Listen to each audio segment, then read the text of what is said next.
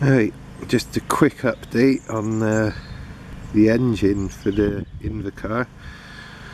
I've started to try and pull the engine to pieces.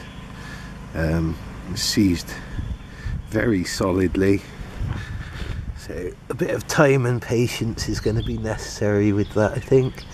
But I was sad to see straight away when I removed the fan cover that two of the fins are snapped off, one there, one there. Now the gentleman who I acquired the car from, he did let me have another engine he had there as a spares engine, so hopefully that one will have a decent fan. This engine, the spark plug had been left out of, I have no idea for how long, but no doubt that hasn't helped with the seizing matter. Also noticed this fin here on the head has been snapped off. Again, I'll look at the spares engine and see if that head's any better. Got a bit of diesel sat down in the bore. Yesterday I heated up some diesel and on this little wood burner that I knocked up a while back. Yeah, got that to pretty much flash point, I should think, and then poured it down the bore. It thins the diesel, and also that little bit of heat causes a bit of expansion, which could have helped. Notice that the piston, I don't know if you can see it through the diesel, probably not, but it's marked standard, so despite having done 40,000 miles, is either had a brand new barrel and piston put on the engine. Well, I think it has had a new barrel and piston put on the engine. I would have assumed at 40,000 miles on a small engine like this there would have been some noticeable wear lip within the bore, but I can't feel any lip there other than a slight carbon build-up. So I think the barrel and piston at least are going to be good to go again. So I also knocked up this puller this morning. Just spent a few minutes. There's only a couple of pieces of plate, very basic, and then that bolt through the middle, and a nut behind it. Just take it off quickly, show you how crude it is, but then it saved me buying the proper puller. It's done its job.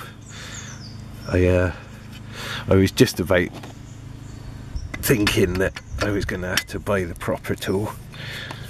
You can see how it's bulged in the middle around that bolt. It started to pull the nut through the plate, but I gave it another bit of tension on the bolt, the central bolt. Then I tapped it with the hammer under tension, tapped the bolt with the hammer while it was under tension. Nothing happened, and I thought, oh, I'm going to have to give up with that. And then I got back on the spanner, gave it another fraction of a turn, and pop! Yeah, it jumped off. So that was my improvised puller. Just bent that little tab up to captivate the nut, the end of the bolt onto the crankshaft, and those three countersunk screws into the hub. And yeah, this is what we found. It's sat with water for quite some time, sadly. That wasn't too much of a worry, but the commutator's pretty well worn. Now this does show signs of doing 40,000 miles. Whether, well, I'll get the one off of the spares engine. If that's any better, that'll be the one that I use. A lot of carbon in here, but the brushes are free. I mean, they're easy to get out, but I think they all want replacing. As you can see, they're getting close to the wire. So if I can get hold of new, just as well put new in.